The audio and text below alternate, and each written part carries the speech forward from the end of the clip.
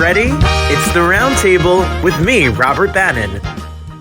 Hi, everybody. Welcome to the Roundtable. My name is Robert Bannon. It's a special lunchtime edition of the Roundtable. I know if you're either watching us on YouTube or you're listening to us on the Broadway Podcast Network, you are gagged, like I am gagged, because the one and only Graham Russell is here of Air Supply. Only tens of millions of albums sold, tons of top 10 hits on the Hot 100. We all grew up listening to his music, right? I'm so grateful to have conversations with art and artists here on the Roundtable because I love music, I love theater, and I love art. And Air Supply is on the road, they're on tour, so we got a chance to talk to Graham. We're gonna talk all about what's going on and his love of musical theater, even wrote some. If you'd like to win some tickets to see some shows, you can follow us on social media at The Roundtable with Robert Bannon or at Robert M. Bannon. You can win tickets to see Monica and Wayani at the NJ Pack, which Air Supply is going to be there too. So, should we get to the introduction? Should we get to the guest of the honor of the guest? Yes, our honored guest. That might be probably English. Graham Russell's here. Listen, right now, where were you when you heard Even the Nights Are Better or Making Love Out of Nothing at All and on and these songs Without You, covered by so many great singers? Here I am, the one that you love, Air Supply, Graham Russell. You're here. You're with us right now. Welcome to the show. Thank you, Robert. It's a pleasure to be with you. I don't have the range that you have. You all are singing up in the heavens. Oh, no, that Russell sings all the high parts. Yes. Well, I'm so excited to be here with you because you are celebrating 45 years. No, 48. 40. Yeah. Who's counting? 48 Who's counting? Years. Yeah. And I read a statistic, over 5,000 concerts. Yeah, we're almost at 5,400. Yeah. And selling out and literally around the world. You have dates not only in North America, but Asia and Europe and Canada, around the world. Yeah, we have. We just got back from Canada and we're getting ready to go to Asia, not till November, December. Well, Yeah. if you want to see them in action, go to airsupplymusic.com. And you all, it's not just ballads. You all rock out. You are playing that guitar. It is a party. Oh, it's a rock and roll show. Yeah, it's serious. Yeah, very. So I'm very excited. I know you'll be at NJ Pack in Newark, New Jersey coming up. I'm here in Jersey, so you may see me out there. I'll have my lighter or now the cell phone. Oh, great. Yeah, that's what they do. They sing along to every song. Every single song. Yeah. We're here on the Broadway Podcast Network. We do Broadway openings. We talk a lot about musicals and we talk a lot about singers and songwriters. You're no stranger to writing a musical and getting involved in the musical theater world. No, I'm not. I've been writing musicals for about 10 years. I've written 8 so far, but nothing's gone on Broadway yet. But, I keep bashing away. We saw and read about A Wall Apart, which was, talk about an epic subject matter about the Berlin Wall. And where do you find your inspiration to write a musical?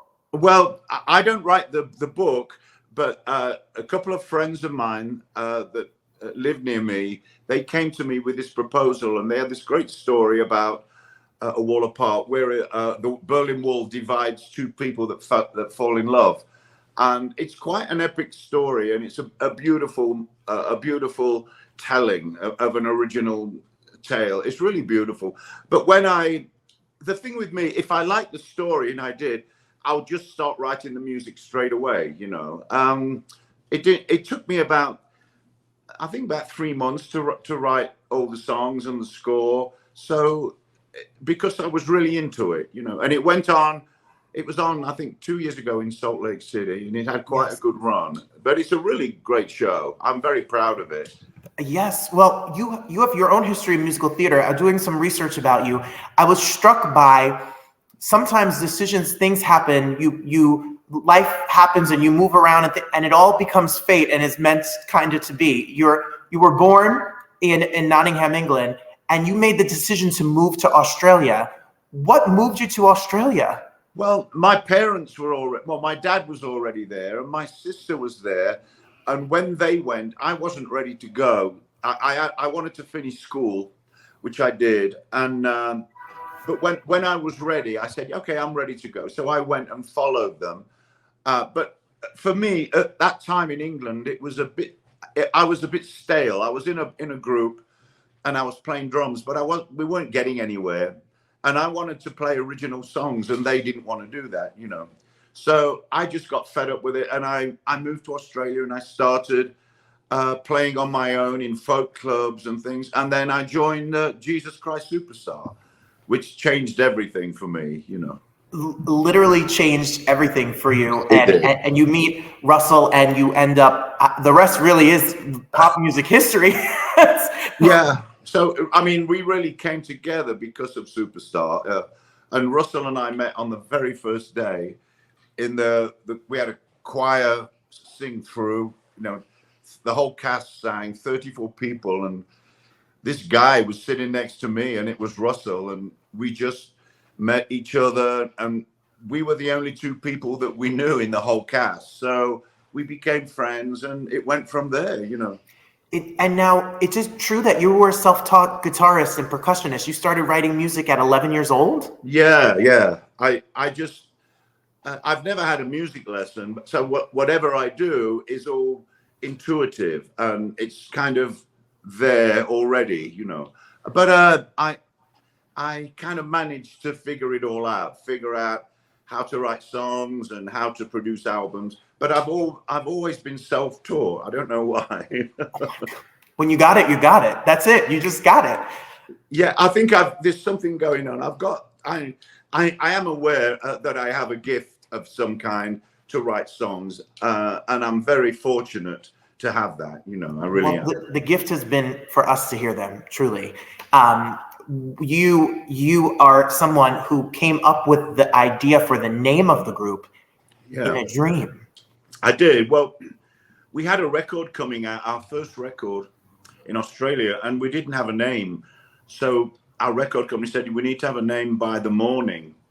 So we had to think of something. And that night, I had a dream of this big billboard, and it was pure white.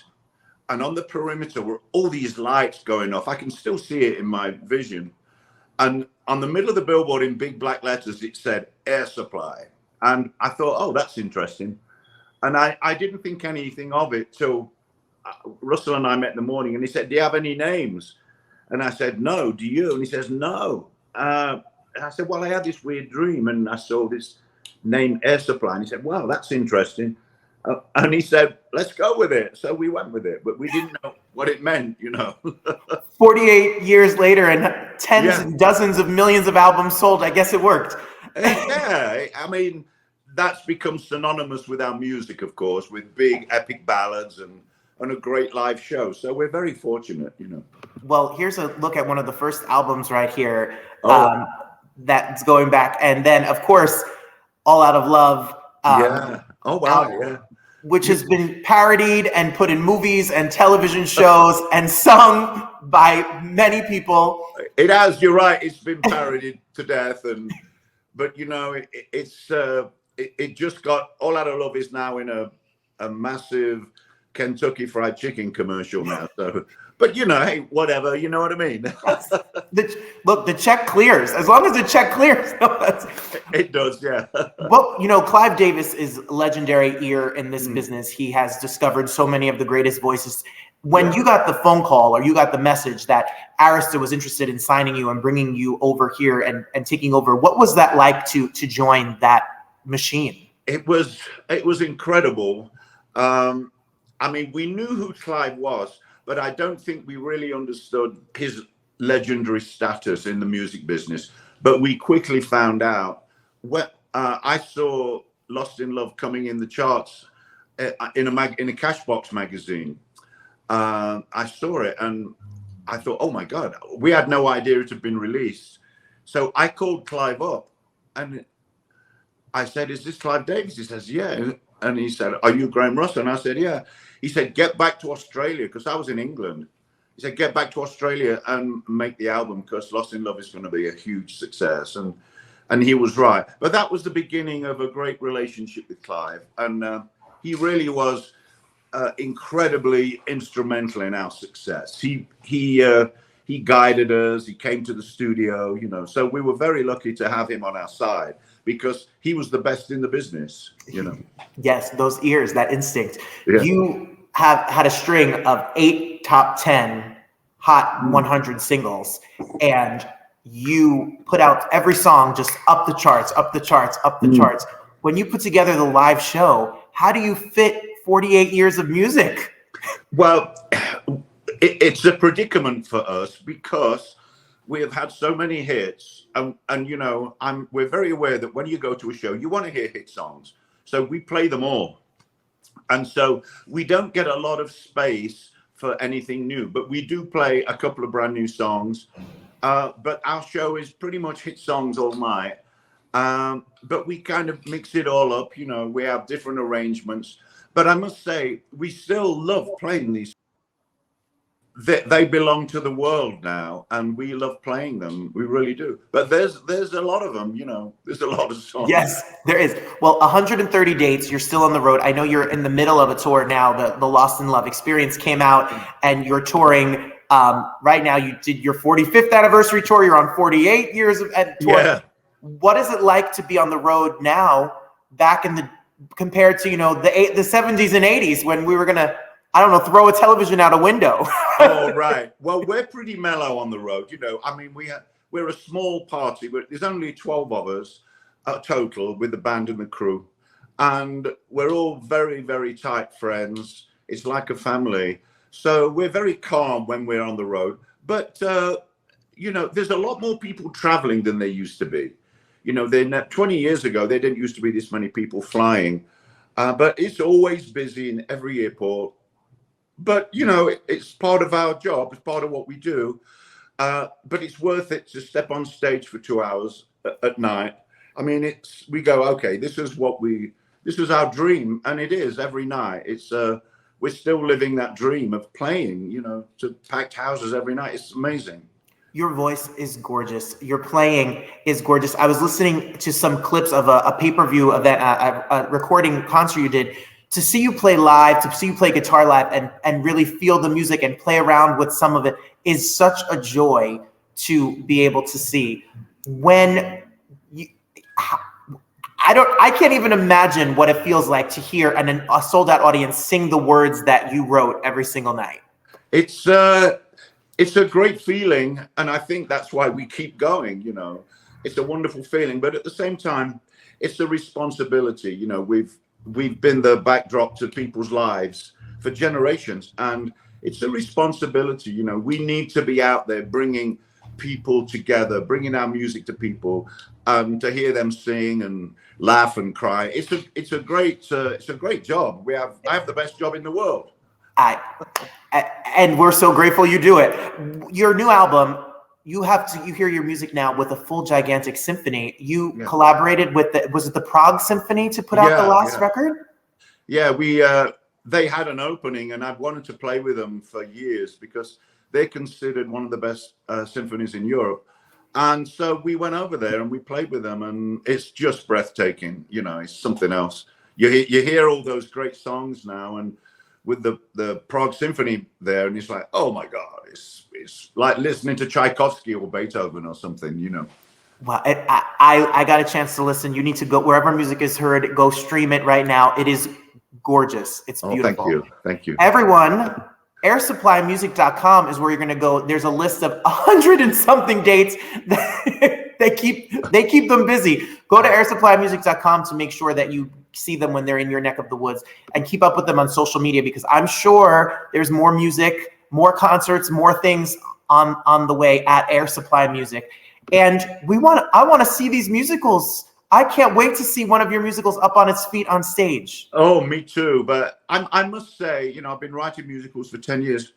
I just love the medium, and I love writing songs and music for a story. I don't write the story, but I love getting inside the story. I mean, another one I wrote was about the Alamo, you know, the true story of the Alamo, and getting into the history of it and researching is so rewarding. And then I would write the music. So I love the medium, even if I don't get anything on Broadway.